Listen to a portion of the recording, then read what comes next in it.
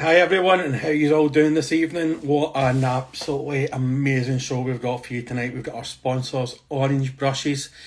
Sorry I'm slightly late. Couldn't find my phone charger, and then I was having issues putting a plug in until I could see where the plug went.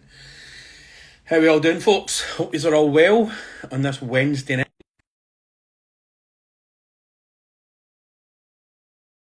Pal, thanks for joining.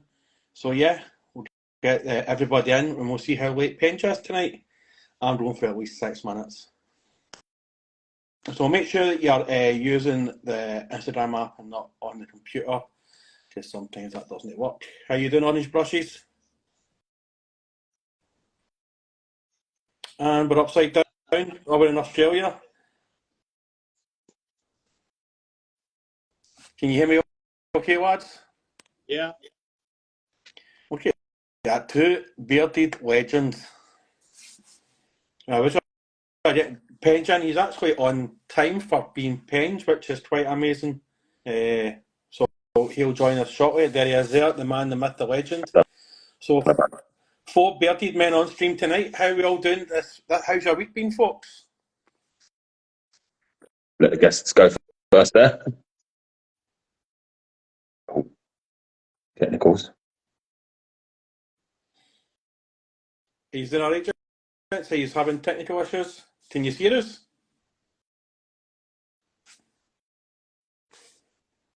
No, I think we might have some issues. Sorry, one second.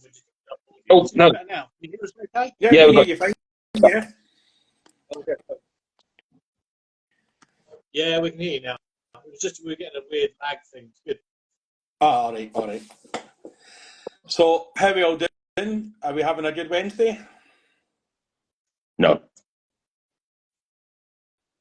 Yeah, we're all good. Yeah, lovely week so far. Good.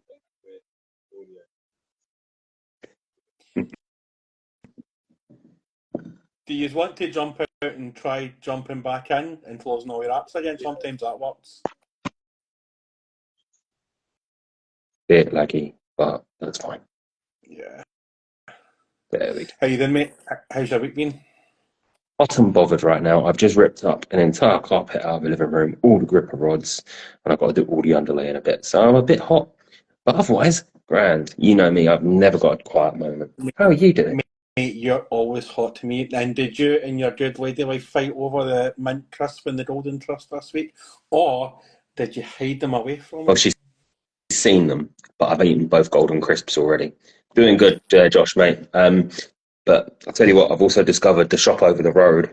They restocked all their Cadbury the other day. They've got the Golden Crisp, the Mint Crisp, the Tiffin, the Dream Bar. They've got all the stuff. They've even got the little Dairy Milks that come in like the tiny little circle things. I ain't seen them for years. So, I don't know what. There we go. Got you now, lads. We're cooking with gas, gentlemen. We're cooking with gas. There we go. We can proper get started. Yeah, there we go. Turn that loud. Yeah, perfect. Okay, now we can hear you. Perfect. Love it. So I'll ask for the 17th time. How are you doing, gents? Yeah, doing really well, thank you. Good to be here. Good to talk to you guys. Yeah, it's great. It's great to have you on a week earlier than oh, what the fuck is a golden crisp? Tiz, I'll send you some. I'll bankrupt myself, and I'll just send everybody golden crisp Cadbury's chocolate. It is amazing. Love It's that. like an orgasm in a small bar, but better and less messy. If you're the girl or the guy. Guys, just we may as well just shoot right into it before I get ourselves unsponsored and myself banned on Instagram, as I've not had a Instagram for a while. That's the goal, right? Do you just want to introduce yourselves to the people that don't know? Because obviously me and Pench don't know who's who. We know one's Webb and the other guy's the other guy. So, like, who's who? So I'm Morty. And I'm Webb. Adam Webb and Sean Mortimer. We're the proprietors of Orange Brushes. So the first question that we ask everybody, just to break you in gently to the podcast, is what age were you when you both got into the plastic crack way of life in Warhammer? I think, well, I'm 40 now, so I would have been probably, I think, 10 or 11. I think end of primary school, beginning of secondary school. I remember going to secondary school and there being a Warhammer club and being very excited about taking I had a proper Warhammer plastic suitcase with the foam in that my dad made, and then all of my models were in there. I remember it opening at one point and them all spilling all over the floor and being devastated. So yeah, probably 10, 11, 12, that sort of age. And then again, after a period of probably to about the age of 35, maybe 5 years ago, picking it back up again. What about yourself, Morty? I was 8, I think. So in preparation for this, I sort of had a phone call with my mum and was like, "How old was I?"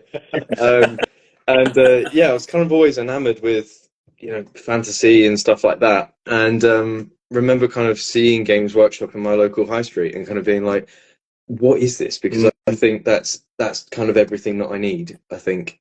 And I remember kind of going in or sort of hesitantly standing outside a couple of times and looking at the models going around on the turntables and just being like, this is amazing, but this is also terrifying because I don't know what this is, and I'm 8 years old and I'm too scared to go inside and ask. But then it sort of seemed to kind of find me. So like once you sort of get the interest, don't you? You start seeing it everywhere, and it turned out some friends at school were into it, and like their dads were into it. And I remember a very dear friend of mine, his dad had like a table set up in his loft, and he'd have all these sort of like beautiful painted vampire counts.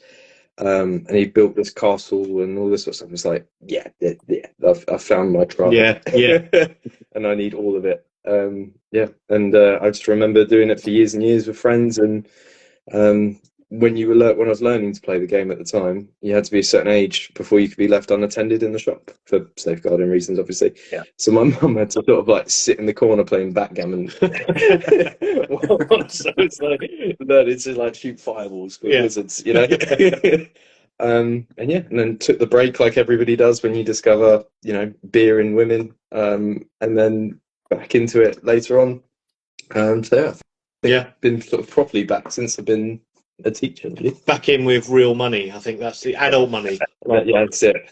I've got this distinct memory of we had one of those toy shops in town, which was like, it wasn't a chain shop, it was like privately run, and they had Warhammer right at the back, and it was a long walk. I remember getting shut in to the shop because I was so quiet, just picking up models and looking at them off the shelf. And they actually turned the lights off and went home and left me in the shop, which I thought was amazing at the time. But then very quickly, pre-mobile phones became terrified that I was locked in this shop late at night, which was great. That memory's just come back to me. And I've still got the model that I bought the next day. And I think it was a metal lieutenant, for Space Marine lieutenant at the time, of some sort, really low quality GW products, but probably cost me all of my pocket money for a month at the time. I love that they locked you in and still made you pay for it. Yeah, still made you pay for it. Yeah. We locked you in here, lads, for 2 hours, but we came back to set the alarm off. Yeah. Oh, I did want to check that they at least let you out that same day. You weren't in there overnight, and then they took your money off you as well. So that's. No, I was in there. They let me set the alarm off. I'm just picturing an episode of Still Game, which was a kind of Scottish offshoot of Chewing the Fat, and there's an episode where they get locked in a supermarket overnight, and I'm just picturing like yourself sitting there the following morning with just everything built and just glue everywhere. Yeah, that's it. Opened all the boxes, found some glue, and put all the models together. Yeah. So you kind of fell away from it then, like kind of probably like everybody does, like 17, 18, 19, once you start spending all your money and drinking. And you said you fell back into it 5 years ago. Webb, what was the reason behind that? I think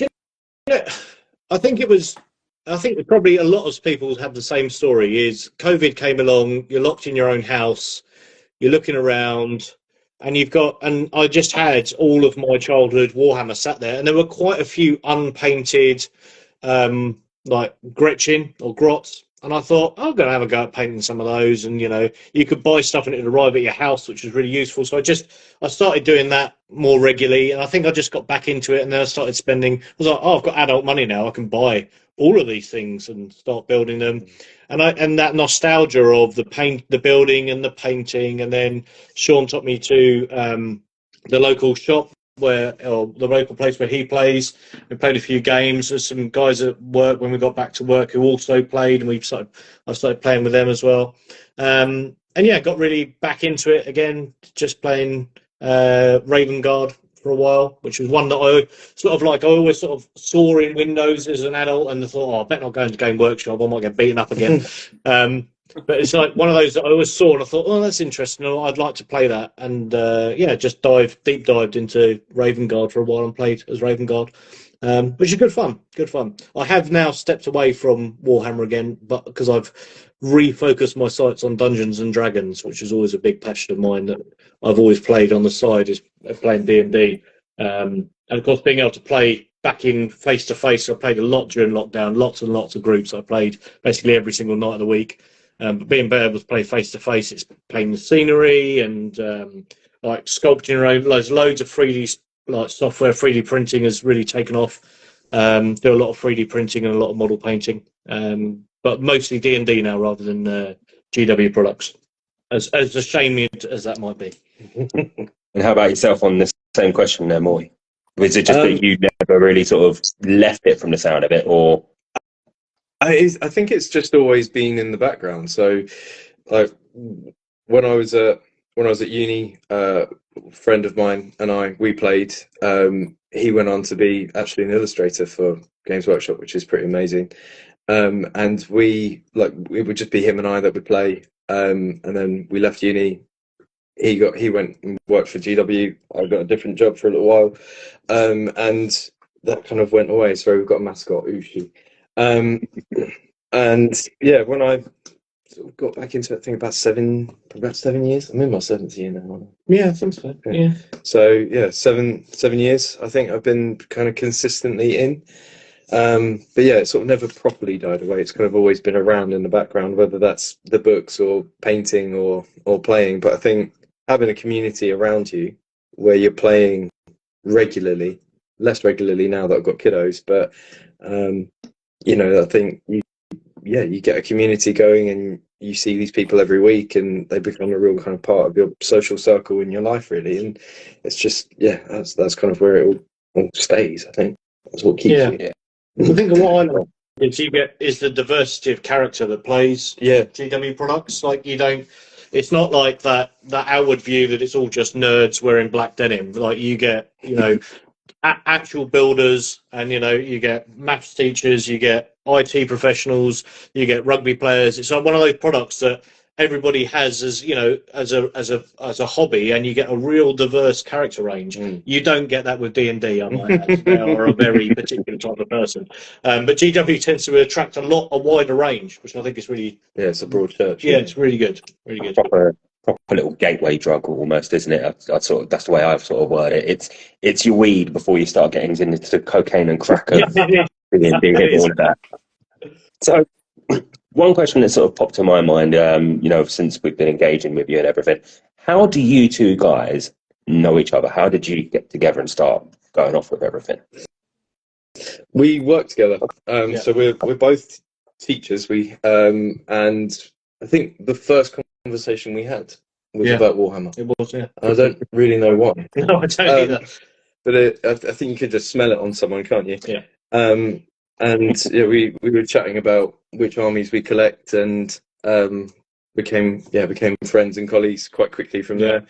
And the kind of origin story really of Orange Brushes was that we were chatting quite a lot and sort of talking about hobbying and the materials we use and the products we use, and we kind of felt that there was a gap in the market for quality brushes at an affordable price. And we've both kind of had shared experiences where we've had the big names and felt that almost reluctant to use your good tools through fear of putting miles on them, and kind of going, I really want to take the Ferrari out, but actually I don't want to put any miles on it in case it dies. And so they would sort of sit in the toolbox, and you'd end up using your other ones. So we thought, surely there's a way of doing this and trying to run a low cost business that we can then pass those savings on to the consumers. So the original idea was to if we can run the leanest possible business model so that we can make the product as cheap as possible, so that people like us aren't spending, money that could be spent on other types of plastic. On the thing that brushes are there to be used, and if you don't use them, what's the point in owning them? And it is that sort of keeping the Porsche in the garage thing. It's like, it might be a nice object, but if you never use it, there's no point in owning it. And brushes don't go up in value over time, so it's not a commodity product to keep locked away. And I'm guilty of this. I have some other brand expensive brushes that are sat in my paint box, and I've got to say I'll use them less than any other brush because I know they're expensive. So psychologically, I've got that. Oh, I don't want to ruin it. I don't want to use a metallic on it, or I don't want to bend the bristle, or I don't want to not wash it properly. So we wanted a product that was good, better than your Amazon nylon brushes, which you can scrub up and then chuck away after one use. Something that was going to last, people were going to buy, but they weren't going to be incredibly expensive. And we wanted them to be quality, so we sourced Kolinsky sable hair. Yeah, they're handmade. Yeah, they're a high quality product, but at an affordable rate. Yeah, we pass on the savings of the business to the consumer. Because we both have jobs. This isn't for us about making. It's not playing capitalism to its maximum effect. We're not here to make huge profits. We're here to make sure that people like us can have something that they can use every single day, and that's basically the ethos of the business, which is rare for a business to have, I suppose. I don't think you're actually alone in that, because a previous sponsor and guys that we've had on before called Bolt Store Wargaming, a store, operate exactly the same thing. That they're mainly a hobby space. They will order your stuff in, but the main thing for them is keeping the lights on, keeping snacks in if you want them, and making sure that people have got a safe place. And I think it's really refreshing that more and more people are now approaching hobbying in this respect, because like you say, stuff is expensive out there. It's an expensive time of the world anyway.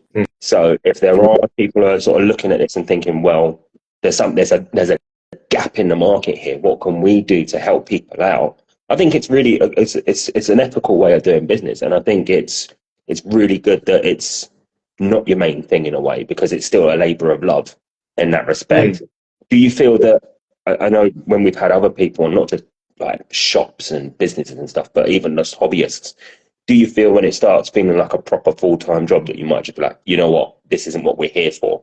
Or would you still just sort of think, maybe, you know what, let's give up the day job, let's try and make this a more sustainable thing and go running with it? Well, we've talked about this recently, haven't we? Because particularly because we sold out of all the brushes that we carried in stock, and we weren't quite ready for the speed at which they'd sell out. We have discussed it, but it's not something that we want to be as a job. We don't we enjoy our day jobs. This is something that we do as almost like a hobby to fund our own hobbies and to keep other people in good quality paint brushes that aren't very expensive. Because it's driven me mad over 5 years of buying expensive brushes and just not using them, and then just going on Amazon and buying the £10 brushes for 10 brushes for £1, that sort of thing, and then just chucking them away. I don't know. We never know how. We'll see what happens. You can't tell with business. You can, it could be this time next year that we're completely dead and everyone who wanted orange brushes has bought them, and we're left with a lifetime supply of very good brushes. Or it's that we can't fulfil orders fast enough. Which is our current problem. Because we've run out of brushes. I must say, apart from obviously the plastic, which you get the plastic for a lifetime, but so probably brushes are probably the most expensive thing compared to, obviously if you buy a pot of paint, you're not going to use an entire pot of paint in one sitting. It's going to take you maybe a year or two to get through that. So you said pretty much how I kind of operate as well. Where I'm a Scotsman, so I'm tighter than a duck's arse. I have 3 brushes that I spent nearly 30-40 quid on, sitting in my painting palette that I've never even used. They're still sitting there. I've never used them, because I'm not scared that I would end up ruining them, which I'll probably end up doing at some point. But I must say, your brushes are absolute. I'm not just saying that because you're our sponsors. Your brushes are good. They are quality brushes, to be fair. Well, they're the ones that we now use. Yeah. And not because we make them or it's our business. We use them because we like using them and they're a good product. Yeah. We wouldn't sell them otherwise. No, we wouldn't. If they were rubbish, and one of the things that we've had, and we were expecting, in business models, you always, if you're selling a product, you allow for maybe 10% returns, or people aren't keen on them and they want their money back and stuff like that. I think we've had one, maybe two issues with the brushes, but not our fault. They're Royal Mail's issues where the Royal Mail has damaged them, and that's it. Like, we haven't had any negative feedback. We haven't had anyone saying give me my money back. We've had lots of repeat custom where people have bought like maybe a red tip and they've been like, I don't need all three. I'm going to buy those as well. Yeah. We've lots and lots of positive feedback. Yeah.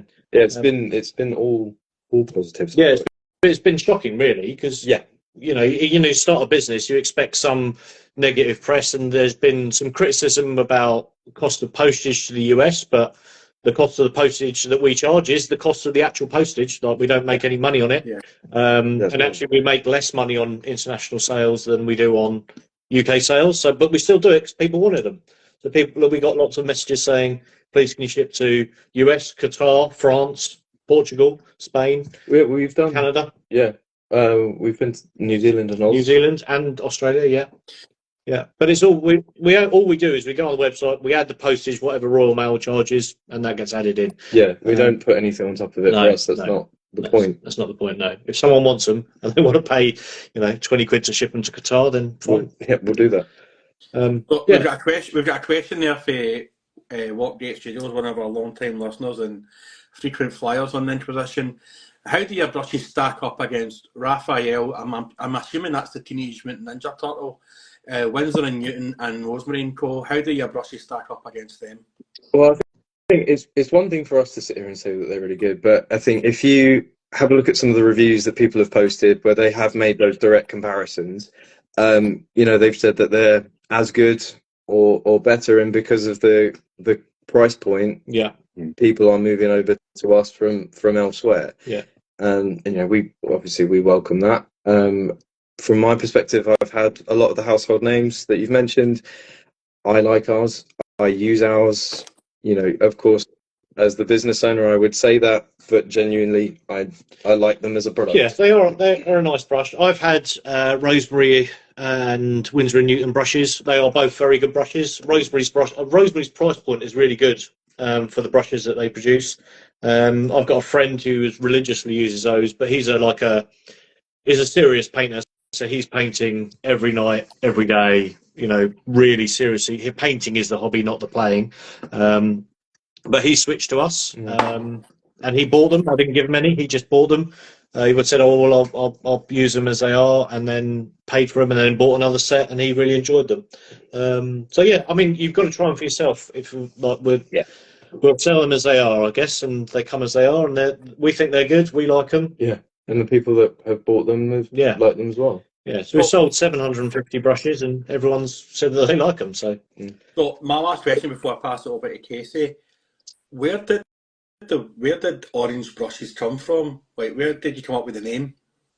Well, we were talking about a name for the business and what the product would look like, and for a while, our friendly local hobby store, which is called Ragnarok Hobbies, Mark stocked a range of different products and brushes and stuff like that. And prior to orange brushes even kind of being a twinkle in our eye, he stocked these really lovely sable brushes with this kind of like Russian name on them, and everybody just called them the blue ones because no one had any clue how to pronounce the name of it.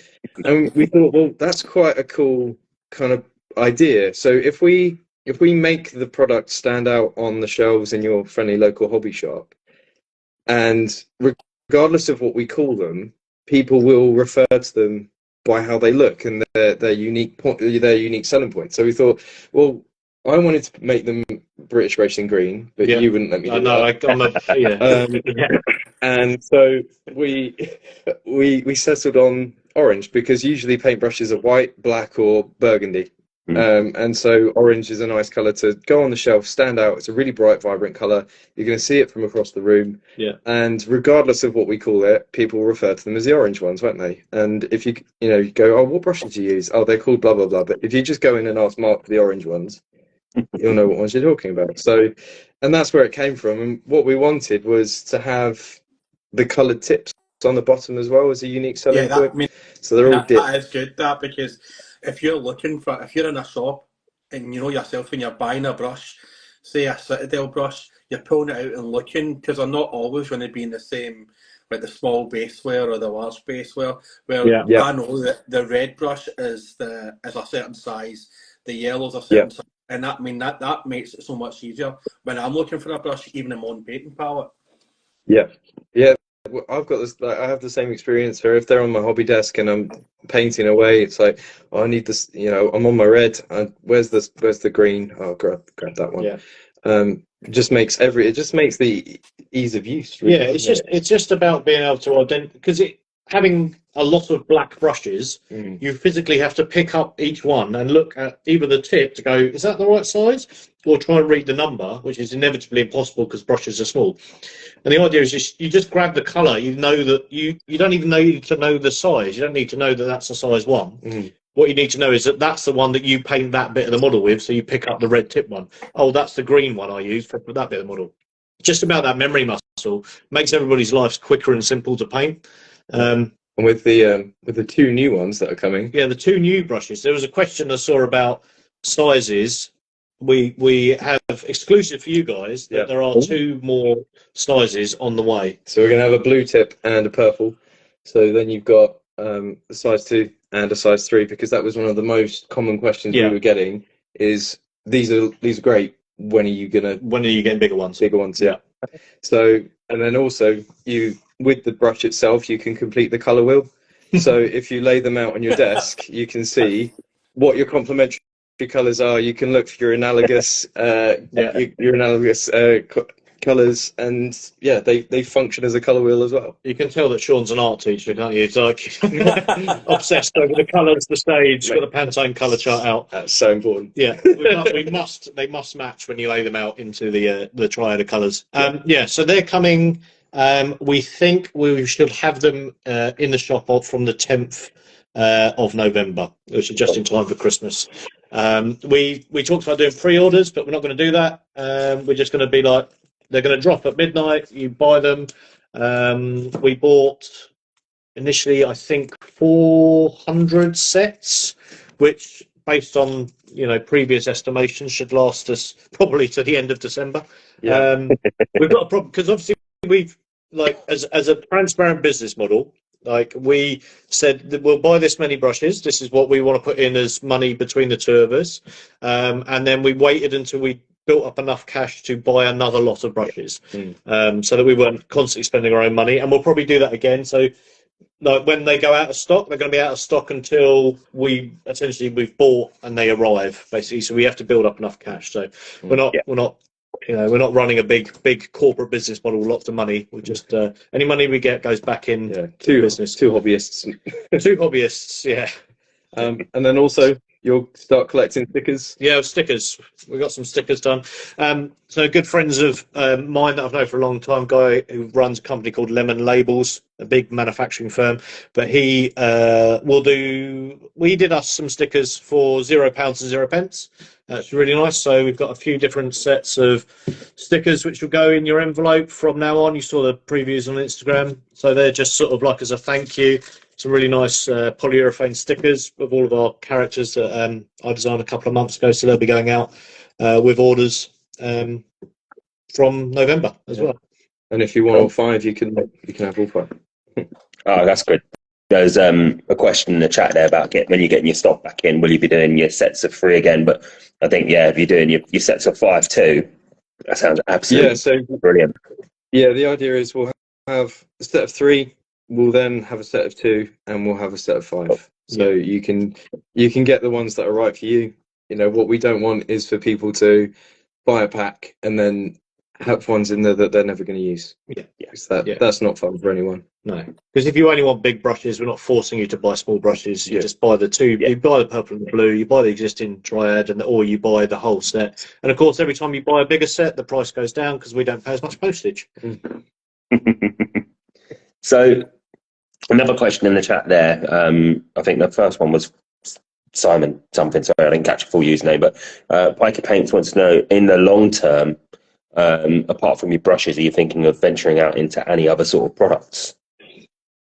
We've looked. We've talked about it, haven't we?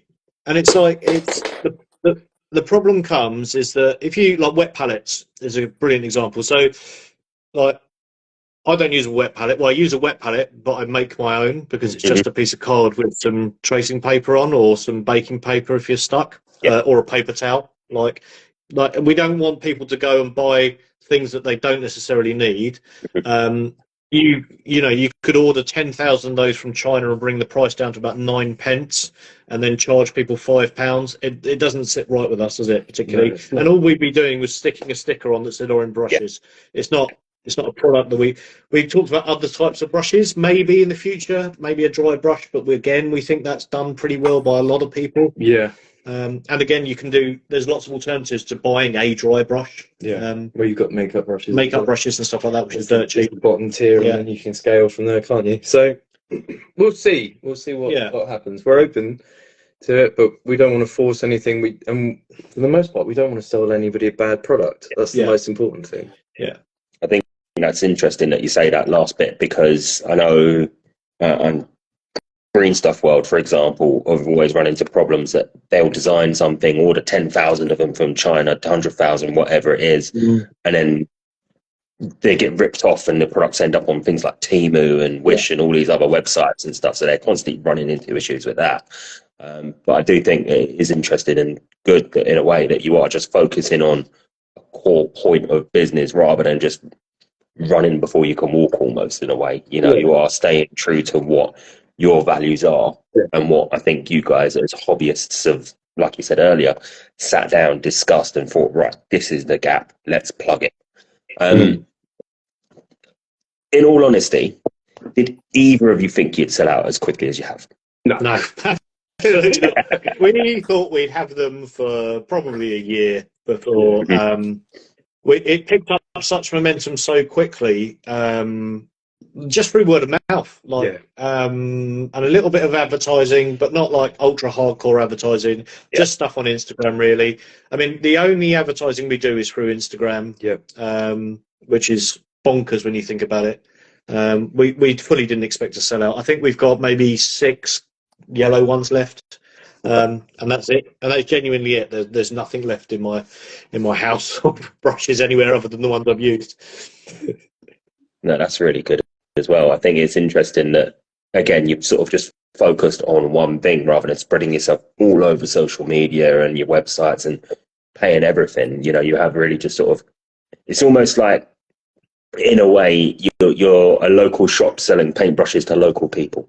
Yeah. Without then. Yeah, that's exactly the model, because it's those hobby shops that make a difference to all hobbies, isn't it? Being able to go into, be it a model shop, an RC car shop, speaking to the guy behind the counter, being personable, buying your product. We're just that, but we're just in the more modern format. We're on social media that we reply to every message, we reply to comments. People email, I try and get back to them within, my phone's on me, I'll just reply straight away. Help people out, take on suggestions. People often email us saying, "Oh, what have you thought about doing this?" And we'll just reply, really honest, and just honesty and transparency, I think, is the way to beat capitalism somehow. And everything that we post are things that we've painted, or that our customers have painted and want to share with us, and that's amazing. It's only ever Sean or I's painting, or someone who's painting something with our brushes and wants to share it, and then we'll repost it, because that's what part of the hobby is, isn't it? It's about sharing everybody's work together and bringing everybody up. Definitely. It was quite kind of you to actually sponsor us. I mean, I think myself and Casey just want to say thanks for taking the punt on us as well, because even though I asked initially where you ship from, and you said Yeah. all the shit from the UK, I was like straight on the Mitch then saying, well, what's the chances of you sponsoring us? You know what I mean? Yeah. We want to say thanks for that because we've had you know yourself, you probably have a lot of people asking you for sponsorship and stuff like that, and I think we just want to say thanks because I think Yeah, like we watch your we've watched your content, and Yeah. when we first connected with you guys, it's like, yeah, these seem like guys we want to be connected to. Like, you're hobbyists yourselves doing what we're doing. I think we share the same vision, the same mission, and I think that you've helped us tremendously as well with just getting the name out there. And I know that the code has been used an awful lot. So Yeah. I mean, from us as well, like it's been mutually beneficial. So thank you from both of us Because- as well. it's like myself and Casey. No, I don't know if you know this. Like me and Casey have never met each other. Like me and Casey only connected with each other through a painting competition that the guy that usually does our graphics does. So we were up against each other in a painting competition, and I think one of us knocked each other out, and we just kind of wished ourselves good luck for the next round. And then we just started conversing then, and we had another guy that was with us, Simon, and I kind of seen a gap where you get a lot of people doing a lot of like the big names doing a lot of the podcasts and all that sort of stuff. The likes of Peachy and Duncan Rhodes and all that. And I was thinking, well, what about the people that aren't famous that just just the everyday Joe, the everyday Tiz? Like, why don't we do a podcast where we'll try and get the big names on? Like, we have had Peachy and Duncan Rhodes and Graham McNeil on, but we'll try and get like What Great Studios on, or Tiz, or Paint Party Scott, or anybody. So I think that's where we're kind of similar. We just want to bring it back to the people so there's not that disconnect and show how much everybody is kind of just the same, really. But it's kind of like when people are in bands, isn't it? It's like, I knew them before they were cool. We're never going to be cool. Don't worry about that. I think that's categorically off the cards. Yeah, it is, yeah. Doesn't matter how high we climb, we're never going to be cool. I gave up on that. Yeah. So I think I had like another follow-up question there, because obviously talking about shops and how you sort of started off and are the blue one. If a local game store or an independent retailer approached you and was like, "Can we stock your brushes?" Would you be bang up for that, do you think, or would you just be sort of happy to be like, "No, this is our model. We're happy doing this." We already do. We already do. Yeah. So there's a couple of model shops that bought. We did them a decent price, and we said, "Yeah, we're fine," because it's about getting the product out there. In some aspects, we would lose those sales, but that's fine. But then, if someone wants to add it to their local shop, it's not a big chain. It's all about that shop staying open. Yeah. If we can add another product to them staying open. Mark Ragnarok stocks our brushes, and he sold those, and he wants more, doesn't he? Yeah, he sold out pretty quickly, and he needed a restock, and it's going. So if there are any independent retailers that want to stock our products, we've got no barriers to entry. We're not going to gatekeep them or anything.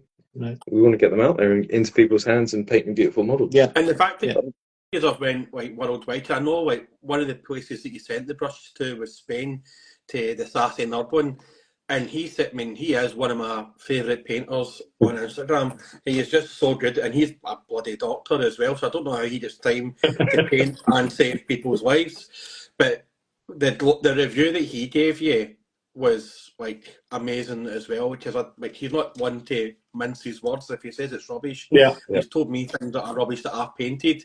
He'll tell you where you can go wrong. So he's not one to blow smoke up your arse as well. And the fact that he's had to pay extra postage to get it sent there as well has been pretty amazing. Do you know what I mean? Yeah. So he bought the product. He wasn't sponsored. He bought them, and he paid the same postage rate as anyone else in Spain, and he got second class postage as everyone because it's the cheapest. He had to wait for them to arrive, and he got the exact same treatment as everybody else. It's slow, but it gets there, but it's cheap, and that's the main thing. And the goal is to pass that on to consumers. If you can wait a week for your brushes, you're going to spend half the money that you would somewhere else. And I made the mistake of getting them sent to the Republic of Ireland, So when you sent the brushes over to me, they get held at customs, and then customs sent me a letter saying you need to pay €5 to get release these brushes. And I was like, I totally forgot about that. So I should have got them sent to the north. It would have been like £2 cheaper because I had to have paid a fee there as well. But yeah, like I mean, I seen that like Dave versus Shark in America. You sent them there as well. Yeah. So it's been pretty amazing the journey that you've went on in the last few months as well. Well, I think we were doing some inventory stuff, weren't we? And it was like I think we started selling 90 odd days ago now. Yeah, Just over 90 days ago, and we've gone all over. We've gone to the States, we've gone to Canada, we've gone down to Oz and New Zealand, we've done Qatar, we've done Europe. Yeah, every country in Europe. Yeah. Except Portugal. Now, there's a reason for we don't ship to Portugal, because I used to run an online business selling, to completely off topic, I used to make car knobs, custom car knobs, and sell them all over the world until I got fed up with doing it. I tried to ship one to Portugal once, and it took me, the first one came back about 4 weeks later. The second one, and I went to the post office, signed all, it still didn't get to Portugal, it came back again. The next one got lost, and I think I went through about 5 or 6 separate products, sent custom made, this is, each time, to Portugal, and none of them ever arrived. So we don't ship to Portugal because they have the most complex custom system on the planet. Basically, no one can put anything in there. You're not allowed to ship to Portugal. It's like they've put barriers up. But every other country in Europe, we can do, just not Portugal. So if you're from Portugal and you're listening, sorry, it's not to you. Yeah. Just move over the border to another country. We'll send them there. Oh, come on holiday. Come see us. We'll give you some. It's a pleasure. I'm here to buy some orange brushes, even though that's the count from Sesame Street. I don't know why I put What accent is that? It's almost as bad as my Danny Dyer accent, but I won't. No, it's not. It's not. It's not. So what is it you teach yourself, Webb? Like, and we figured out Morty's an art teacher. What do you teach? Engineering. Cool. So so mechanical engineering is my specialty. So my main hobby outside painting small Dungeons and Dragons is car restoration. And like, see when you were in the staff room contemplating and building up this brush empire, how did you break it to your wives or partners? Let me just see if my other half is listening, because I'll change my answer. I think she might be. So essentially, both told each other's partners that the other one had bought the brushes and spent the money. The classic. I'm sleeping over at my friend's house. And So I said that Morty had spent, all of this money on the brushes, and I was just helping him out. And he told the same story to his partner as well. We didn't say that we'd spent our own money. It was, so that each other is to blame for each other's problem, I think. Through codependency. But now that it's successful, it was all my idea. It was all my idea. Yeah. It's amazing how, as men, we still act like boys, like 17-year-old boys. At this age, it's like you're trying to pull the wool when your wife's like that. He's like absolute out your holes, like. When I still lived in London, I used to get stuff sent to my mum's because it was a 20-minute drive away, rather than get it sent to mine and have questions asked. So yeah, we're sneaky about it, but it's not because we're being sneaky. It's because we just don't want to get yelled at. Don't want to get in trouble. Yeah. So I bought the bloodied kill team on a whim a few weeks ago, and my wife bought. She got her nails done and she got her eyebrows done, which was way more than the bloodied set. And I was like, well, that makes up for me buying the bloodied set. She went, no, I'm buying a pair of trainers because you bought them. And I was like, well, how much are the trainers? She's like, €150. And I was like, this set was only £50, man. The joys of being single as to life now. So we do love going off topic a bit and getting to know our guests a bit more. So that's what we'll do now. Obviously, I'm going to just focus on the car restoration bit, because it seems like you don't like a cheap hobby, do you? No, if it's expensive and complicated, and it's something that me and my partner can argue about, it's the hobby for me. I'll put it that way. That's probably the best way to approach it. Yeah, no, I do enjoy an expensive hobby. I think for me, it's all about the Warhammer and the D&D and the painting is more about a focused task that's kind of like almost like relaxation. Yeah.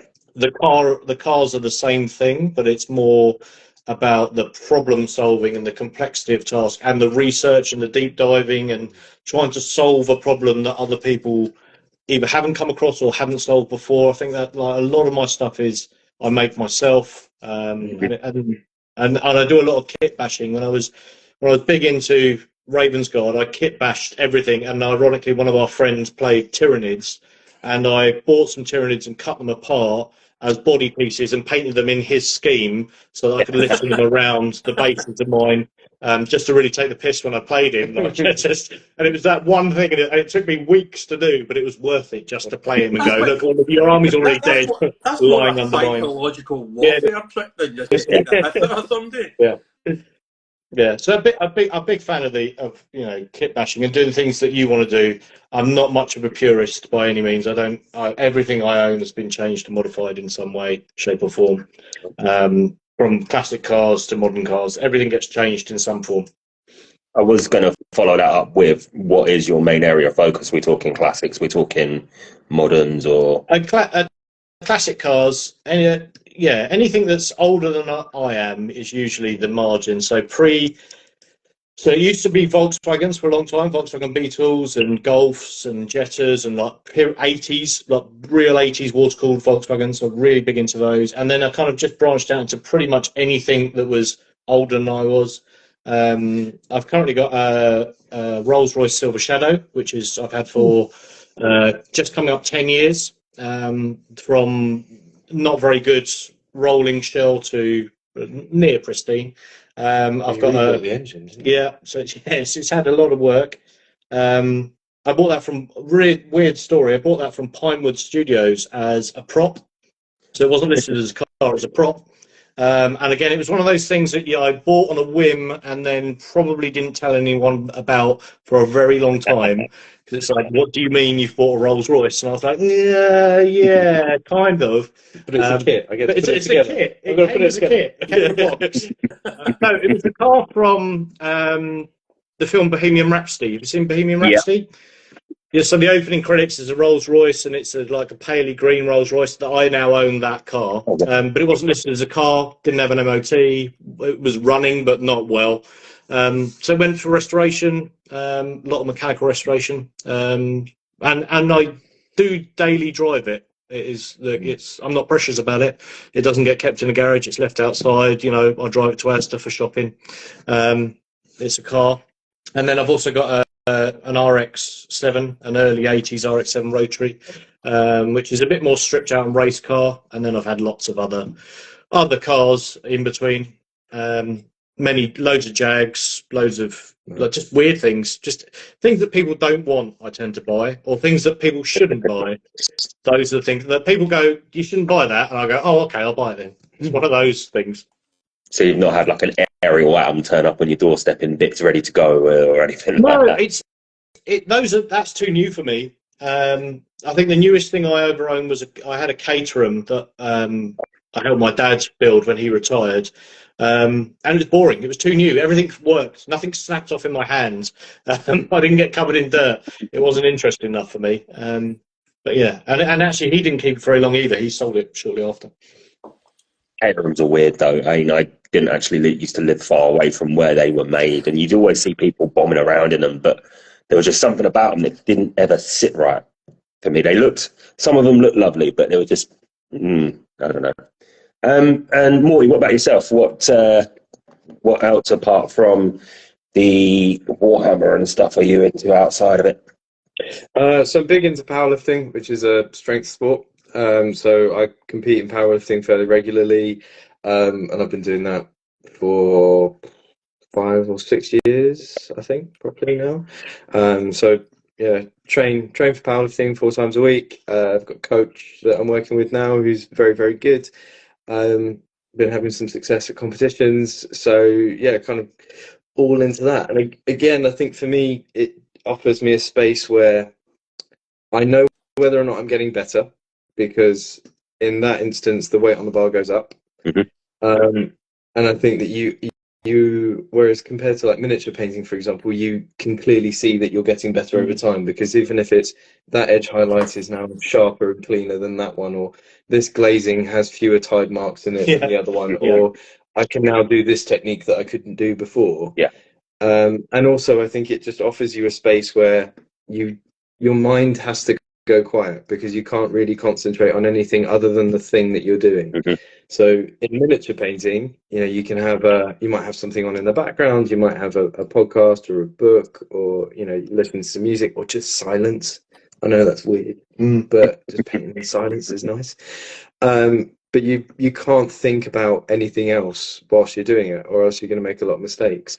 And equally in in powerlifting and weight training, if you start thinking about something else, things go wrong pretty quickly, and so I think it just offers me that space. And I think the other thing that I really like about the parallels between the two hobbies is they're both very difficult. And they require a tremendous amount of effort. And I think doing the hard thing is really quite a refining character trait. I think it is. It's the satisfaction you get from doing the challenge, and even if it doesn't come out how you want it to, you've done it now. Yeah. And then you can look at it and go, I've not done that well. I'll do it again. The next one, I'll maybe try a little bit harder, or spend a bit more time on that particular thing. It's that refining power of voluntary hardship, isn't it? It's like this is hard, and I'm going to do it anyway. Yeah, because painting miniatures is not easy. No matter what level you're at, whether you're a beginner or you're Golden Demon, it's not easy at any level, is it? It is always a challenge. Well, according to Up Painting, your brushes are making them win competitions, so maybe there's some magic in your brushes. It does come with +5 talent. Yeah, it does. Can confirm. So I think it's fair to say that the pair of you like a challenge, really, whether it's, starting a business, doing a hobby, anything. You really you're doing it to sort of challenge yourself and to push yourself. Yeah, I think so. And I think we're both doing that within our hobby space relative as well. Yeah. Like, for me, life has got a little bit busier, so I've had to step away from playing. Although when I was playing routinely, Mark put on a lot of very good tournaments, and he's quite good in the tournament scene. And I'd go along there and play with my Death Guard. We've been elsewhere to play in tournaments. So I think whatever I do, I want to try and see how far I can push it for myself. How well can I do this thing? So now that painting is really the entirety of the hobby, in addition to listening to audiobooks in the background and tuning into podcasts within the community, I'm just really trying to push myself in the paint sphere now. And I've got an early bird ticket to an upcoming competition that I'm looking forward to doing. And I've never done a painting competition before. Something new. And I think again that was like, for a while it was a barrier where I was kind of like, I don't know if I can enter this space or not. And then for the longest time I felt the same way about like powerlifting. And I was chatting to a friend, and he was like, just fucking do it. Why are you waiting? Yeah. And you go, well, I'm just worried that, I don't know, I'm not good enough, or I'm not at a standard yet. And it's like, well, it's not really a competition in the sense that you go somewhere and you compete against others. It's more of a showcase, and then it just so happens that whoever's the best on the day is the one that's going to go away with the shiny things. But if you sit down and go, I'm going to do this the very best that I possibly can, there can only be growth in that. Yeah, of course. Yeah. It's only personal challenge then, isn't it? You're only really challenging against yourself. It doesn't matter about the other competitors. It's about your personal best, the old PB. Yeah. There we go. Look at you using the jargon. So when you're having a stressful car moment, or you're having a wee cheat day to yourself, what would be your crisp of choice that you would like to chow down on a particular evening? I always go cheesy Doritos. That's a weak choice. It's not a weak choice. That's a dreadful choice. I can eat an entire big bag of those to myself quite happily at any time of day. Breakfast, lunch, or dinner. It's fine. Like middle of the night, get up and eat them. Yeah, I'll have eaten them for breakfast, but I've had them for an entire bag to myself. And that comes from, I used to, before I was a teacher, I used to work at a furniture retailer. And we were basically selling pine furniture relatively cheaply.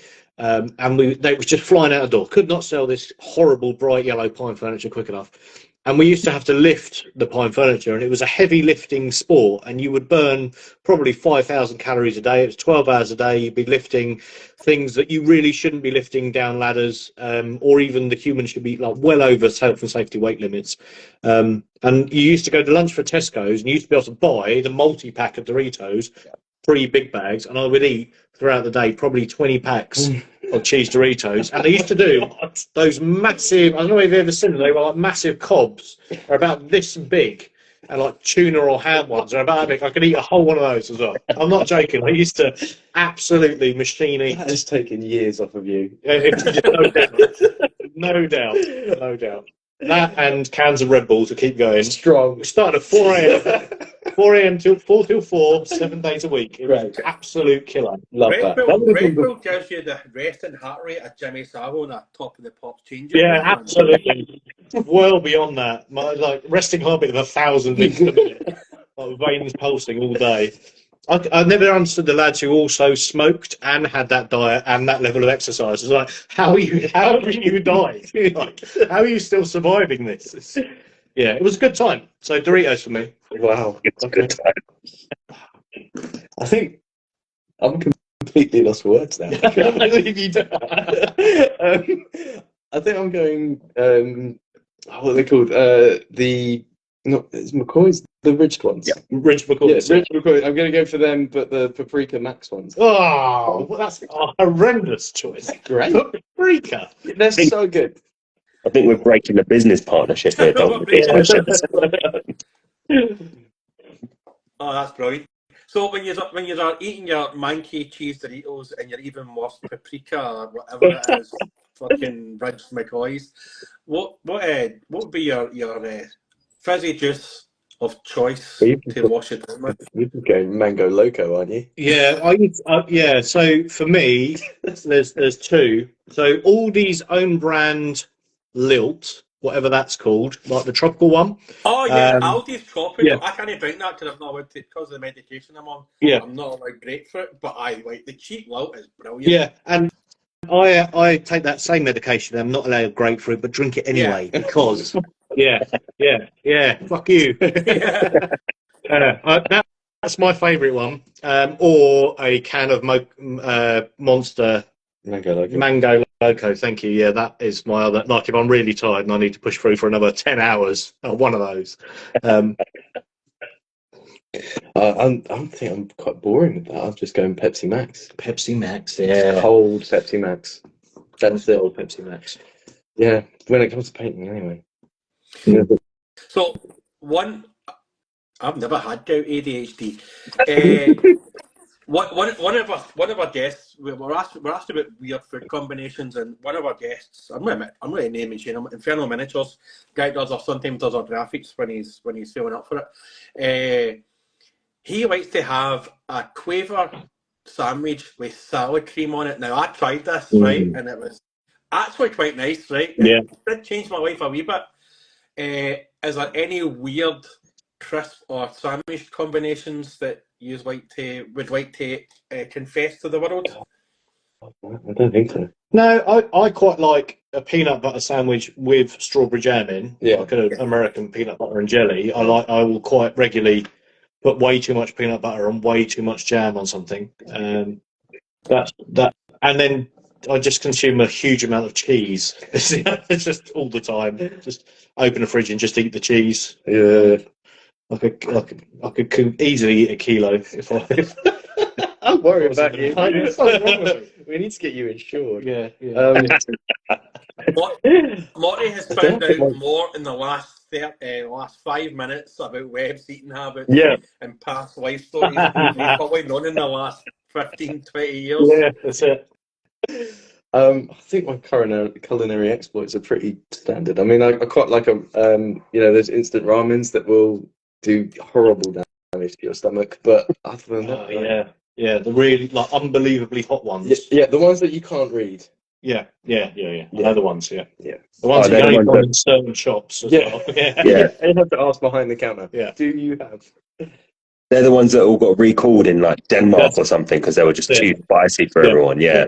Yeah, those ones. Yeah. I think I got a packet of that ramen in the house. Like, I think I took like one bite out of it, and I thought my mouth was going to fall off of my face.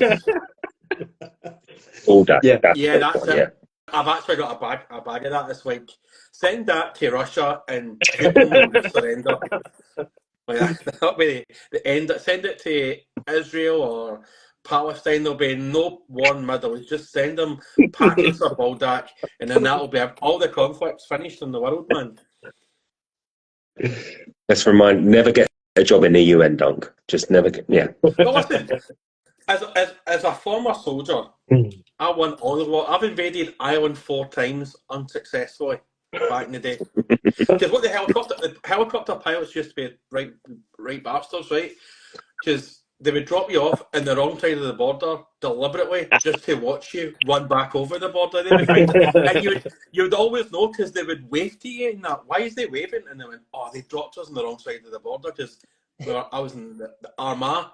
So they'd like drop you like 500 metres over into like Ulster. Well, obviously it's Ulster because that was all part of Ireland. But they'd maybe drop you in Monaghan and you're like, oh, fuck, we're like 500 metres over the border. Some paddy shouting at you. And now I live in Donegal, so it's all good now. It's all balanced itself out. Brilliant. Jesus, these war stories, they get worse all the time. Officially, we never invaded Ireland. Yeah, don't shut up. I did. So, And claimed it in the name. And they claimed it in the name of Paisley. So in your downtime, apart from your painting and your other hobbies and everything, what is it that you both do if you've got like 20, 30 minutes to just unwind? Are we talking films, books, anything else? Music's really important to me, and it always has been. Like, it's always been there. Probably from a teenager, like angsty teenager. Music's been a really important part of my life. I listen to I consume a lot of music, I guess, is the way to put it. Like if I'm at work and I need to concentrate, I've got headphones in, listening to a certain type of music, or I'm at home on my own, I'll put the stereo on or the record player on, or even late at night I'll put music on. I think that's my go-to, and it's so ingrained in my soul that the type of music actually has an emotional effect on me now. Like, depending on what I'm listening to, can bring me up or bring me down, or make me sad, whatever it might be. Music for me. Drawing and painting for me. So yeah, my background's still in fine art. So if it's not painting miniatures or picking up heavy objects, then it's drawing and painting. My daughter's just got a degree in fine art. She got a master's, and she went and did her teacher course. I think she's wanting to become a university lecturer or something. Oh. But has anybody, Morty, came with like obviously in England you do A levels or some sort of alphabetical number. Has anybody come up with like a Warhammer diorama or a Warhammer miniature that they've wanted to do, or is that not allowed? I mean, it's allowed. We've got as far as some of the photography students have kind of found that they've got Warhammer miniatures, or they've got side hobbies, and we can incorporate that in. In terms of the fine art students, it might be that they're into illustration and they like looking at some of the Warhammer influences. Your Carl Kapinskis, your Paul Daintons, and all those boys, Adrian Smith. So it will come in that way, but as far as somebody making like a diorama, it hasn't happened yet. But that's not to say that I've seen one at the previous school I worked at. I taught A-level art for my sins for a whole year. It was great. We had one child who was big into military models, like scale models, airfix, that sort of genre. That's probably really disservice to him, really. Very, very particular, and he built a scale model battlefield with like the precision and accuracy was phenomenal, and then used it as a photography project. So he scaled it down and used it as a photography project, did some sort of like some digital artwork, like imposing real people, dress people up and put them into a miniature scale. It was a really fantastic project. But I think that's as close as I've come. Like a scale diorama of an army battlefield, I think is probably the best way to put it. I've never seen a Warhammer project. I've actually got the Cal Krapinski did a drawing of a Death Guard marching towards. I've actually got that tattooed on my leg. Nice. And it took me the best part of 8 years to find a tattoo artist. Big shout out to Kevin at Spilt Ink, and he was in fine art, and he did all that freehand as well. I'll send you some pictures later on. And that sort of, and then I've got he's done some nerd ones on my legs as well. But I actually reached out to Cal Krapinski when I found him on Instagram and went, "I've actually got your picture tattooed on my leg," and he couldn't believe it. That's amazing. But yeah, like the artwork for me as a kid was a huge influence. Like I just remember before YouTube, before all of this sort of stuff, when you had your army books or your codices, and you would take those in, to school, and you'd have that as your reading book, and you're reading all the stories, and you're copying the pictures, and it's like, oh, I've done this quite good, so that's going up on the wall. Or, this is fridge worthy. I used to love getting White Dwarf. Yeah. And just looking at the old school sort of old Hammer scenes with like the fish tank blue background, like just looking at those pictures, being like, wow, that is amazing. Like that whole army, that scene, just like now they're very static images, aren't they? But then as a pre-teen, looking at those pictures, thinking, my God, this is so cool. This is amazing. And I've still got all of those White Dwarfs. They're still in my mum and dad's loft, and much to my mum's hatred, so she has to keep moving the boxes around, but they're all there. But the painting guides as well, they were this is how you paint this, and this is this name of this model. But it was also very much draw some circles and here's the owl. It was draw circles and you're done. Games Workshop. We've won. Well, I've got a question here that was sent through some other way, so I put it in the chat from Barnaby Trap, and we'll throw it to you gents first. What's everyone's top tips for beginners to mini painting? I think for beginners, I would go with just focus solely on the basics. So what I mean by that is painting as clean and smooth and sharp and neat as you possibly can. Thin your paints, get a good brush, and take your time, get feedback. And when you're asking for feedback, I think you need to put yourself in a mindset where you're open to somebody being constructively critical.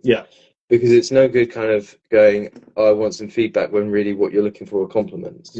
There's room for that, but then also going, but then how do I improve? And then making sure that the person you hand your model to, that you've invested all that time in, that you're really proud of, is going to give you feedback that's useful and not be overly critical. So it's like, oh well, you've gone over the edges here slightly, or you've built up some texture with this layer, so I'd recommend that you thin the paints down a little bit more. I think that, and get guidance and feedback from people that you respect, and that you like. I think one thing for me is like when I picked the hobby back up again, I didn't really know how to paint miniatures. Like I couldn't. I'm under. When I did it the first time round, I knew how to paint, if that makes sense. Horrendously badly, looking at the old models, like really badly. Just like kind of slap the paint on straight out of there, and it wasn't too like I was buying some brushes and some stuff, and a friend, not Morty, another friend at work who plays Warhammer, went, "Oh, have you got yourself a wet palette?" And I was like, "I don't know what you're talking about. What's a wet palette?" Because I hadn't realised that you actually the thinning of the paint makes such a difference. Like just having that little bit of extra water, because I'm very used to painting car parts and knowing that you can't do it in one coat and it's going to take 20.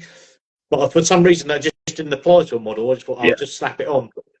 The other thing is a really good primer, like a decent quality spray can or an airbrush. Don't go and waste your money on an airbrush, they're a pain in the arse. Go get a decent can of aerosol. Doesn't have to be GW. Like the Halfords Fine Satin Black is actually a really good spray paint, and it's relatively cheap. All white, and then just use a decent primer.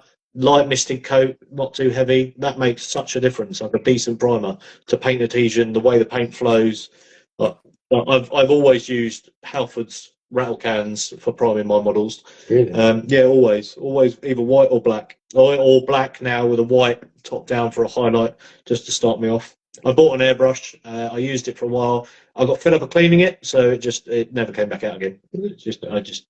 Yeah, it wasn't a skill that I was prepared to learn. Unlike you, who's gone down deep down the airbrush rabbit hole. Just the painting rabbit holes, all of it. Give me all of the paint knowledge. So I think, as Morty said, water it down, and I think a decent primer, and then orange brushes obviously is the only way to paint miniatures. Take your time. Take your time. So- Take your time. This is another question to yourself, gents. What colour do you get if you mix red and yellow? But you're colourblind, so you haven't got. There's no point asking me. I haven't got a clue. Like some of my models. So I had this. So I painted. We ran a club at school, and we had a really nice new Dreadnought model, which actually was lovely. Lovely. I hadn't painted a new Dreadnought model, so we kind of tag team painting it for a while, didn't it? And I based it in what I thought were two identical shades of green, and I thought it looked really good. I put it in, and he went, "What have you done to the base?" I was like, "What? That's fine. They're the same colour." He's like, "They're not the same colour by so much." So the answer to the question was, what colour do you get when you mix red and yellow? You get orange, obviously. Funny enough that you should say that. We are sponsored by Orange Brushes, our sponsors of the Inquisition podcast. If you don't already follow them, folks, give them a follow and use the Inquisition in capital letters for 10% off once they come back in stock. Yeah, not And there's a now. not now. Unless you want to buy one brush. Yeah. You can probably buy one. One person can buy one brush at the moment. We've got 6 left. Well, buy all 6 if you fancy it. There you go. For myself, Barnaby Trap, as a relatively new painter, like I painted Hero Quest back in the day, I dabbled in Battle Masters as well. Hey, what is it? What's the bingo cards? But for painting, getting back into it or coming into it new, don't judge yourself on other people's paint. The first mini that you paint, keep that and then look at it every year, and you will notice a change. And always keep that mini. Don't strip it down with Biostrip or Dettol or whatever people strip it with. Keep that one model that you paint so you can always see where you've went from and where you've been, where you are now. That's my tip. That's a good one. And finish this question off. My tip is don't be scared. Try new things, because otherwise you're never going to grow. Whether that be, I've given an airbrush a go, giving something a glaze, giving something a dry brush, 3D printing something, whatever. You're only going to push yourself, and we were sort of touching on it earlier, challenge yourself, do new things, because otherwise you're just going to be sitting there painting the same minis, the same sort of colours in the same way, and it's not going to feel fun after a while. Keep it fun. And find your own colour scheme. Like it's taken me the best part of 2 years to find my Necron colour scheme. I've been through many different colours and trials and tribulations. The same way when I started doing my Death Guard, I didn't want to do them in the traditional silver colour. I started doing them in kind of metallic, but I was actually using that grey steel, grey night steel, and ask people on Instagram, like the amount of people that I've reached out to over the years and asked them, and they either respond to you or they don't. Yeah. Do you know what I mean? Yeah. That's it. If somebody's going to respond to you, then they're a good guy. If they don't, then they're a dick.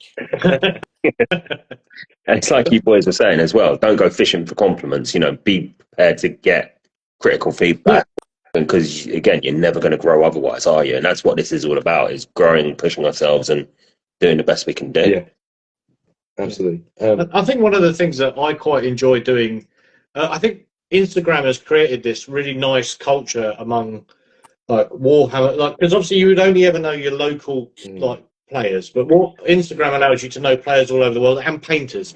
And there are some god tier painters out there who have like 1 million followers, but then there's loads of guys who are just like, I painted this weekend. What do you think? And I always try to, I've only got, I think, about 1,000 followers on my personal Instagram, my painting one. But every time I see something and I follow someone new, I'll be like, oh, yeah, I'll follow them. I'll look at their work, I'll comment on a few and say, and pick out some things that I really like. So I think when you start off and you put yourself out there, what you want is someone to come along and say, I really like what you're doing, keep doing it. What you don't want to do is put yourself out there, and because you're going to naturally be quite fragile, because it's personal to you, you've invested in it, you've put it out there. The internet is full of dicks, as you say, it's full of trolls, but actually there's quite a nice community around miniature painting, that everyone's quite complimentary of each other, and the little guy is as important as the big guy, because it's all, as we said earlier, it's just, it's a challenge no matter what level of painting you are.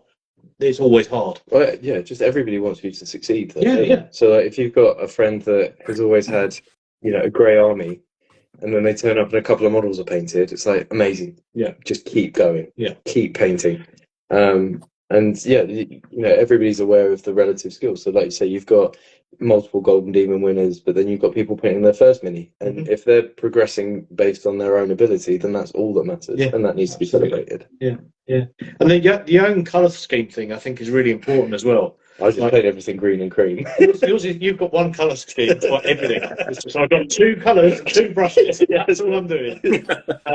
Because I painted all of my Ravensguard, I think, for a lack of confidence, because they're simple to paint, aren't they? They're just black, couple of bits of highlights, maybe put some, rough Wraithbone in there, chuck that in. They're easy to paint minis because they're just one colour, right? So you can do most of the work quite quickly.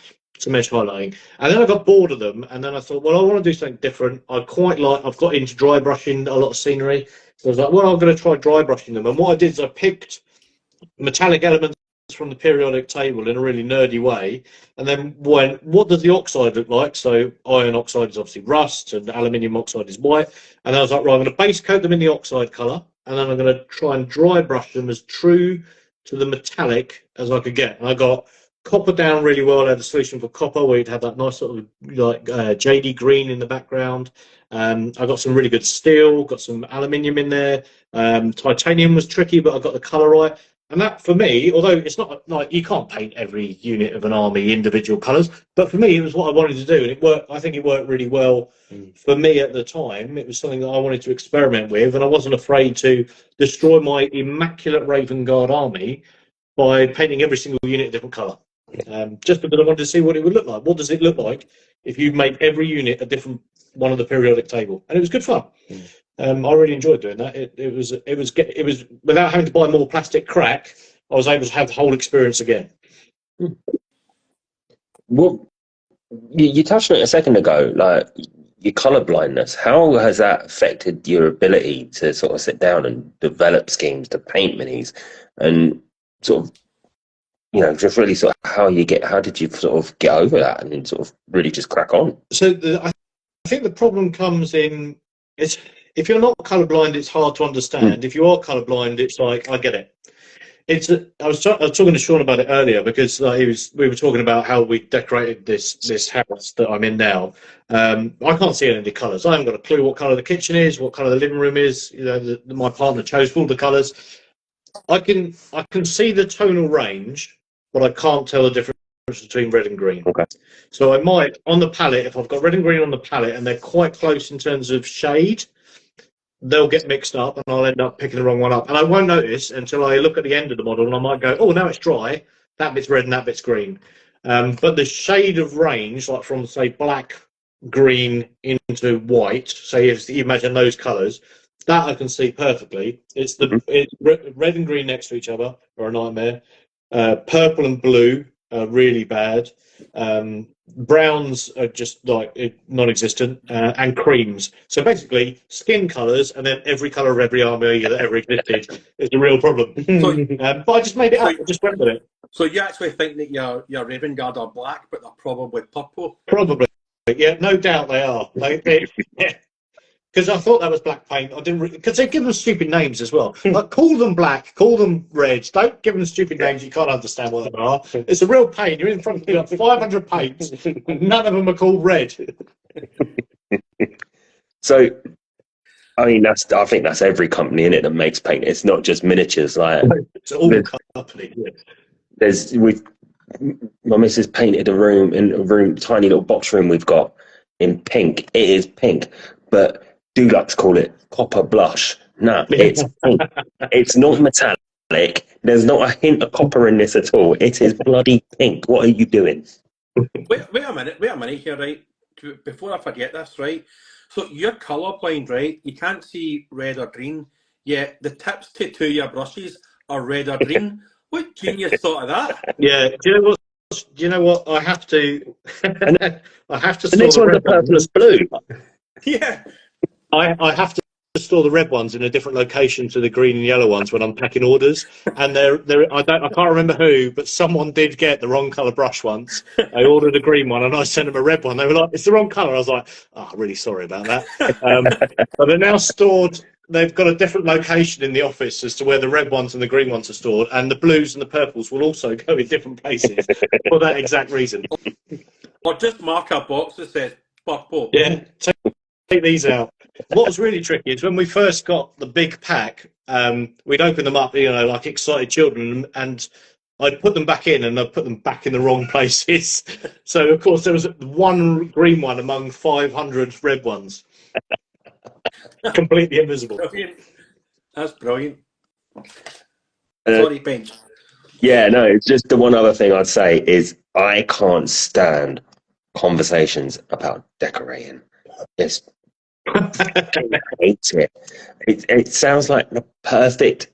You've got the perfect out clause when you're getting shown all these different swatches and what do you think of this and what do you think of that? You're like, I can't fucking see it. Off I you go. can't see any of these colours. No, and that is genuinely what I go. Why are you asking me? I can't see it. I can't see any of these colours. What do you think of this?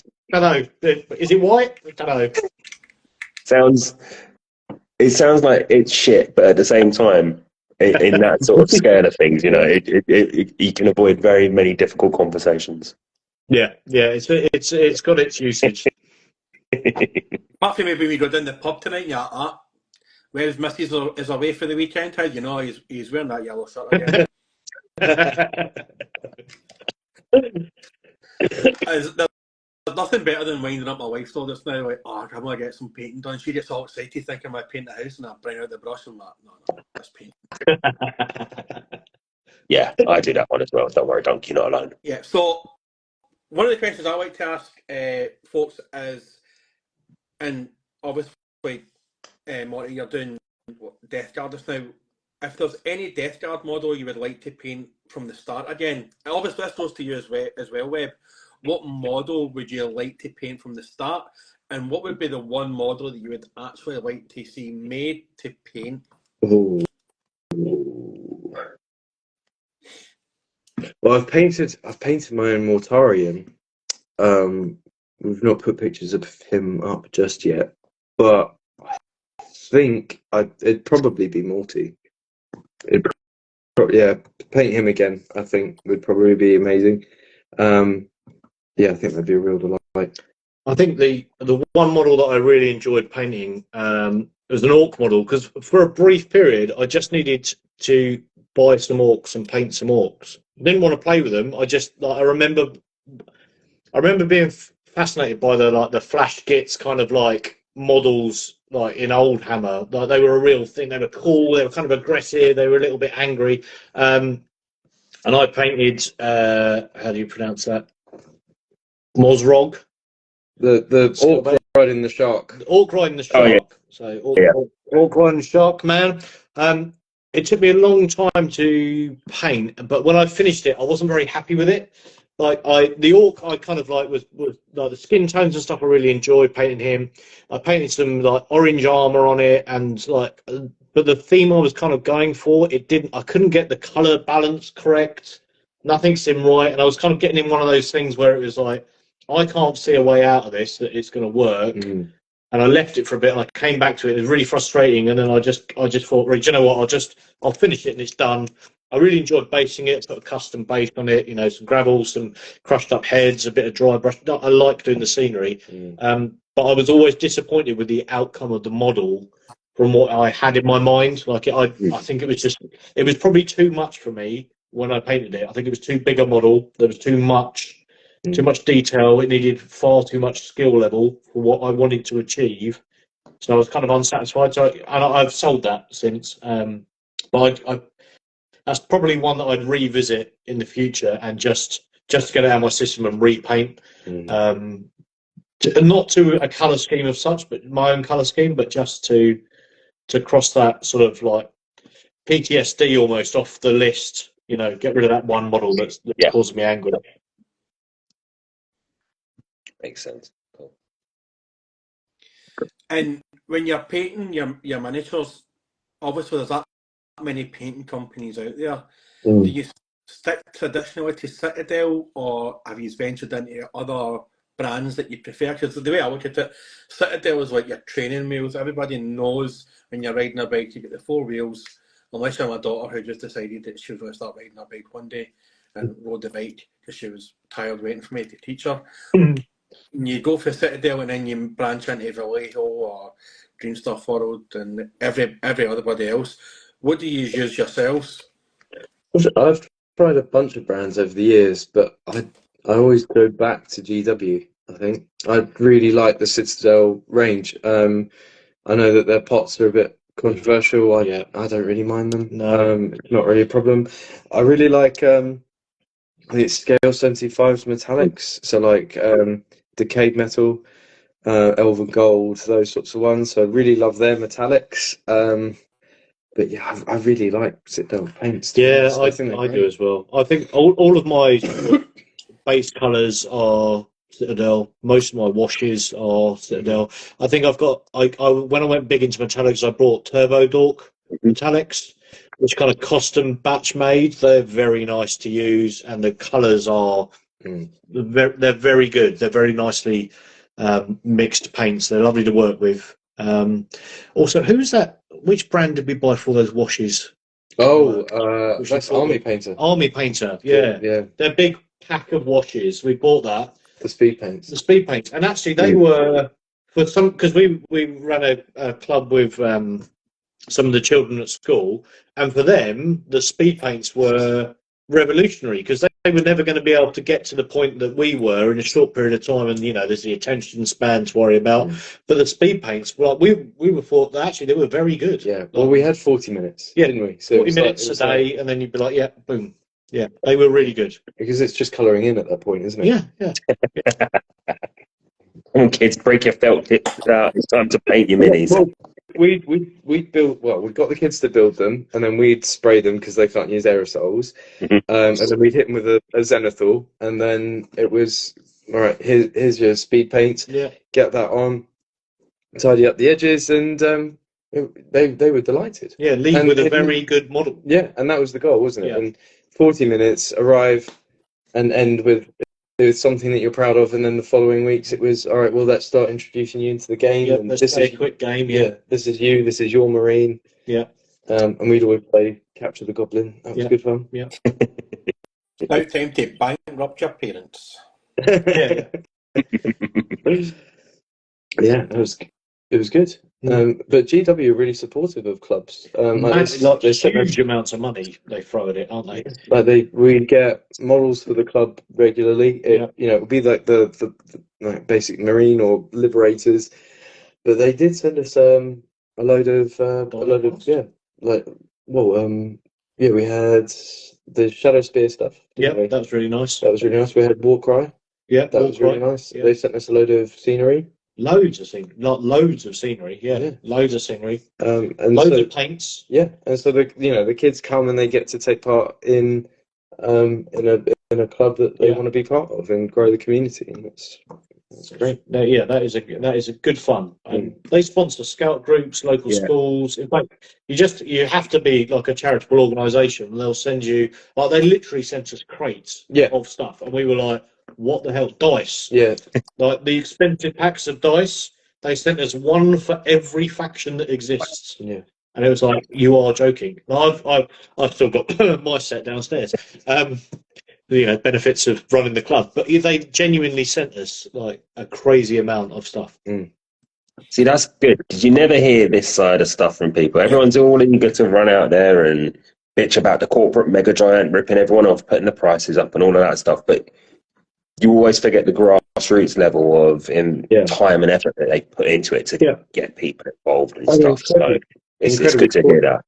But they gave us codes for audiobooks, so the kids could download some audiobooks and get into it that way, and that supported them in reading. Yeah. You have your local area rep, don't you, that you can email, and they're really responsive. And like, oh, I live in this area, where's my nearest X? And they'll be like, oh, this shop's really good for this shop's really good for that. Why don't you pop along to this shop? We're playing this week. And like it's like they are doing advertising to children very well. Yeah. Put it that way. But as adults, I think we were shocked. Oh yeah, genuinely. We expected like a crappy box of some Space Marines and like a couple of paints, but they sent us literal crates of stuff, and it was just, we only had like 5-6 kids like running the club, and then they were just like, here you go, here's like probably over £1,000 worth of product, retail price, that you can just have, which is mad, absolute madness. But now the kids have got a club that they're proud of. Yeah. And if you look at this, if they were to advertise on TV, which you never see them do, this is basically them advertising. Do you know what I mean? It's a cheap way of advertising. Instead of taking up TV space and fighting for prime time TV space, send it out to clubs, and that's it. Do you know what I mean? Yeah. Like, I remember going into I went into Games Workshop last December and fell out with the guy in the shop because I wanted the miniature of the month, and he's like, oh, you need to make an appointment. And I thought, I have never made an appointment to get a mini of the month. So I had an argument, and I huffed out and left, and then driving back to Donegal, it was about a 2-hour drive, and I was getting more and more annoyed, and I emailed Games Workshop, and they actually sent me the full sprue of the miniature of the month, but they only sent me one tiny wee base. So I was a bit annoyed at that. But I mean, that was really nice of them to like respond to me and ask me my address and send out the entire sprue. I was expecting like the miniature of the month, but they sent me the entire sprue, which turned out was a kill team, which I just discovered the other day. Oh, wow. So there you go. So I was happy enough. So you paint Death Guard, Morty. Is there anything else that you're collecting or painting, or is it just Death Guard?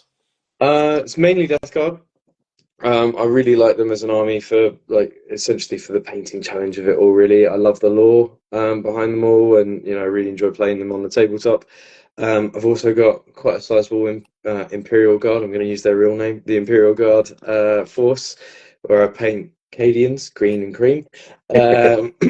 I've got a small warband because we were playing Warcry for quite a bit within our little club. And I wanted to try and branch out and do something that I hadn't done before, so I picked up the Crawl Boys, and they're amazing. Those models are they beautiful. Are absolutely stunning. Yeah, they are phenomenal. But then it was like, oh great, I've really challenged myself. I've done something different. Showed them to you, and you're like, they're green. But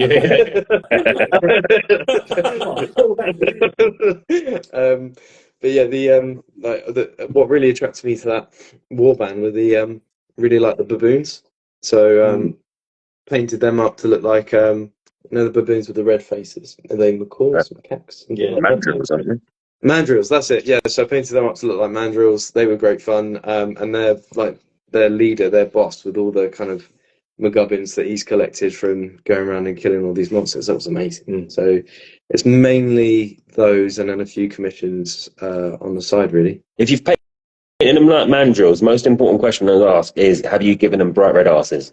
I did, and I went as far as I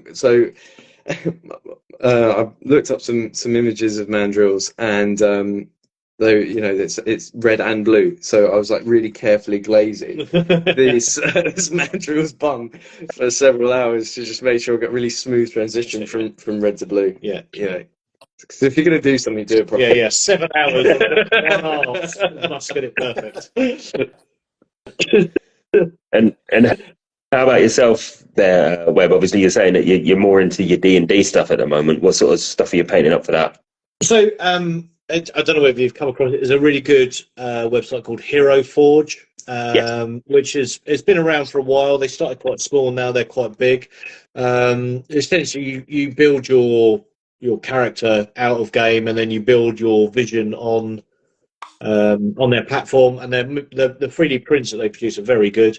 And then I've got a couple of resin printers here. We've got some more high quality ones at work, and I tend to print them at double scale, so not tabletop size, because we don't tend to play model tabletop like that. I tend to just play face to face and speech, but I tend to print them double size and then paint them. Even if they're not my own character, I get friends to build their characters.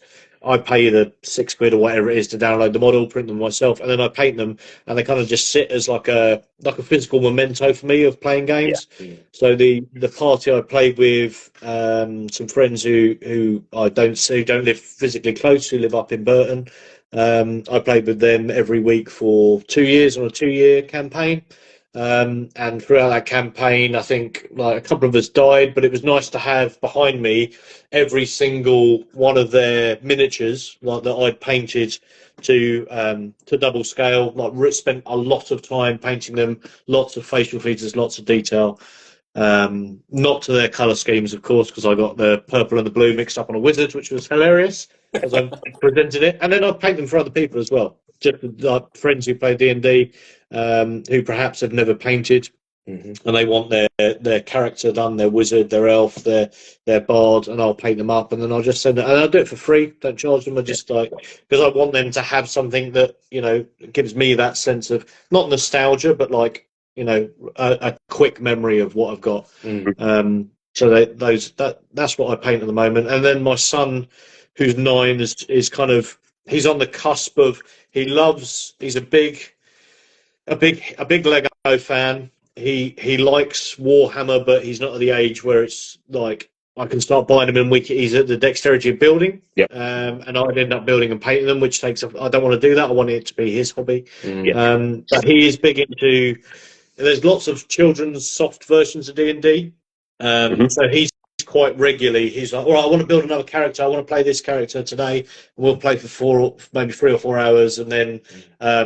You know, I'll build a model and then I'll paint him that model, and then he likes to have it when he plays, so he's got that physical memento. He's got all those in his room, all of his D&D characters and random characters that he just sort of comes up with on Hero Forge, spends about an hour on there, loves to see it in the physical world, and then I'll paint it for him. Quite often get the colours wrong and he gets quite angry with me. So, no, that's the wrong colour! So I have to go and paint it again. But, you know, it's all part, that I enjoy that because it's giving to someone else. Yeah, Don touched on it with the mini of the month, but my lad loves going in and asking for it. He sits down, I give him a hand building it, he takes it home, he paints it the most garish things he can find, but he's proud of it, and that's the thing, innit? They are proper proud of what they've done, and that is the main thing, just seeing how happy they are with it, even if I sit there and think, that looks like utter shit, mate. What have you got? Well, put it on the fridge like the macaroni. Yeah, then I remember what I was like starting off, and I think actually he's probably better than me. So I remember something that you painted last week, and your wee boy looked way better. yeah. He painted something. He painted a Space Marine with bright yellow helmet, blue shoulders and body, pink legs, and bright red arms, and he was over the moon with it. And I was like, you know what? As long as you're happy, mate, on you go. So I heard you were asking him for advice. That's what I heard. I mean. No, you laugh, but I used to teach karate for years, and there'd always be something like a black belt could explain something to you one way, but a white belt, if you've just shown something, could rationalize it completely differently. So if my 5-year-old's got a different way of doing something, I look at it and think, oh, let me try that. Solid, why not? We're all growing. Fuck you, dog. I think we're going to wrap it up there, because usually we usually go for about an hour and a half, an hour and 45. We'd love to have you back on. Obviously, if you're still about and you haven't taken over the Brushing world or the Orange world, we would love to have you back on, just to catch up with you and see how you are getting on, if you are up for that. Yeah, sure. It's been a pleasure. It's been good fun. Hopefully we both hit 1,000 followers before Christmas. That would be pretty awesome as well. You're 105, so hopefully we'll get a few more followers as well, and we should hopefully hit the 1,000 by the end of the month, I'm hoping. Brilliant. Yeah. Any final words of wisdom from yourselves, gents, before we go for tonight? Any plugs you want to do as well? Get yourself plugged too. Plugs? Well, just that, head over to the Instagram if you don't already and follow us there, and come say hi. If you bought the brushes, let us know how you're getting on with them, and keep us posted on your progress. Watch out for the new range that's coming. Yeah. You know, get the blue one, get the purple one if you've Yeah. got the other three. And I don't know if we're allowed to say which convention we're going to be at yet because it's very early doors, but we will be at a convention next Yeah. summer. So you're competing, I'm competing. and then I'm going to run a small shop and stand, and we'll have some models on display, and we'll just chat to people all day. Yeah, come say hi. Come say hi, yeah. Because I think one of the things that, just very quickly, anecdotally, one of the things we noticed about going to gaming conventions, not necessarily miniature gaming, is that you are met with a lot of people who are very serious about their particular hobby, but are absolutely no good at talking to people. Yes. Well, we are quite happy because we spend all day, every day, talking to children, answering a billion questions a minute, and we'll be quite happy to chat to anyone. In fact, it'll be a relief to talk to some adults for a change, because it does get a bit much sometimes talking to teenagers all day. But yeah, we'll be at a convention. We can't say which one yet because I don't know whether it's actually announced yet. But when we know, we'll let you guys know, and you can publicise it. We'd love to see people there. Yeah. And that's something that we should try and get to next year, Casey, is Yeah. actually try and meet up. Yeah. I mean, I was even going to suggest just now that if you need a hand on the days that you're there, reach out to us, let us know. Because I know, like we were saying, our graphics guy, Rich, has helped Green Stuff World out. If it's local to us, we'll try and help out where we can. Amazing. Thank you I so don't much. think there's any conventions in Donegal, mate, so it's not going to be No, it's local not to me. It'd probably be me doing it, Dunk. Yeah, but that's. I mean, you said you wanted to meet up next year, Dunk. Anyway, so just this, it's a perfect excuse. If you're in Vegas, Warpy, I am not going to Vegas. And that's just, Yeah, we're sponsoring Warpit next year and Golden Demon. Yeah, suddenly we're just big news, everyone. and just one final chat from Barnaby, who's been quite very, very, very nice in the chat and thrown out some questions on which we love. He just reminds folks when the blue and purple will be available. Please. So we're hoping for, I think, no later than I think the 10th of November. We should be ready to ship and go. So a couple of weeks. And then we're ready to go again. Yeah, and we'll be stocking up and on stickers. We'll be free stickers this time. Yeah. We're going to do probably a sticker every month. I think was that the plan? Yeah. And if you just wanted all 5, then there'll be a little sticker pack that you can buy on the website. Yeah, and it'll just come in an envelope, super cheap as always. You can just buy all the stickers if you want to chuck them on your paint box. They're just fun stickers. I've got a friend who works for GW, he's an insider, and I showed him the stickers. He's like, right, can't wait to sue you for IP. And I was like, no, you can't. You can't own a dwarf. It's not allowed. But yeah, they'll be there. They'll be free. We'll probably do some other bits of merchandise with them on because we're quite proud of those. Yeah, I think they look nice. They're kind of fun things. But again, it'll be for not for profit, but Ryan, don't be a hater. I mean, maybe one day you'll hit puberty and you'll be able to grow a beard. Casey, any final words of wisdom from our local London governor? Yeah, don't go watch that new Danny Dyer film, Marching Powder. It looks like utter shit. There you go. But I would recommend watching Rivals. It is fucking good, by the way. And it's probably the best thing I've seen Danny Dyer in. It's actually not bad. I've watched a bit of it. Yeah. It is good. And you see some boobies. And some... Always a bonus. Yeah. So, folks, thanks again for coming on. Next week we have Lord Optimus 79. He's on next week. And then in November we'll be running in to our throwback episodes, but I can guarantee you we won't have Wargate Studios because he's been on enough this year. Yes. Yeah, no more Sam. No more Sam until maybe 2025. Yeah. Again, folks, this will be up on YouTube once I'm able to download it. I'll send you the link, boys, as well. Thanks for coming on, folks, and we'll see you next week. Sorry, Cheers, guys. Bye. Catch you later.